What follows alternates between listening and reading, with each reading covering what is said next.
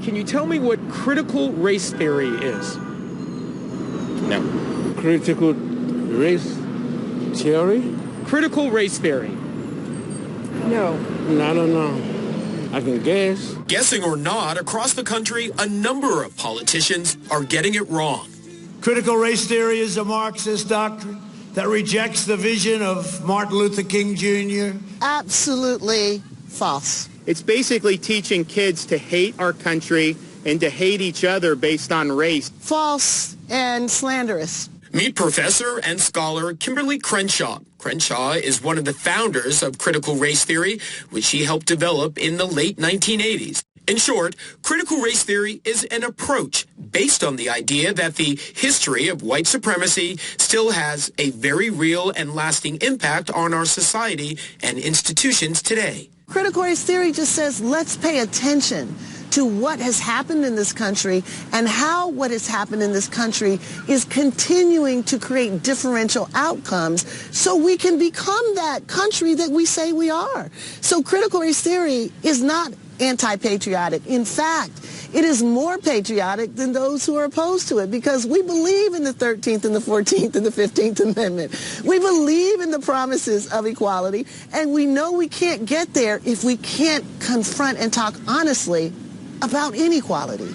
Critical race theory is not a doctrine. It's not a manuscript. One way of describing it is looking with a critical eye at race and institutions. Let's take an example from history. The Declaration of Independence says all men are created equal. A critical race theorist would note that slavery persisted for almost 100 years after those words were written, and it was more than a century before women got the right to vote.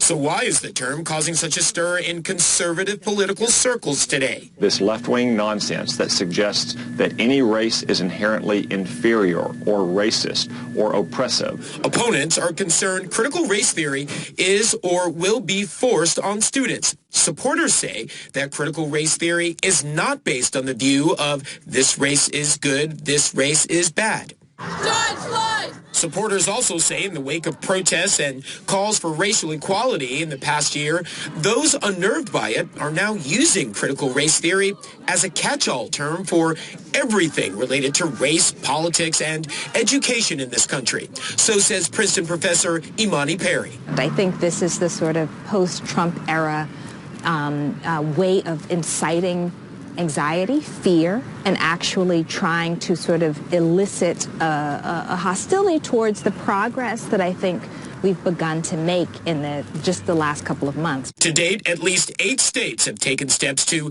ban topics surrounding critical race theory without naming it, including Oklahoma. We cannot revert to 100-year-old thinking that a person is any less valuable or inherently racist by the color of their skin. To be clear, critical race theory does not say someone is racist because of the color of their skin.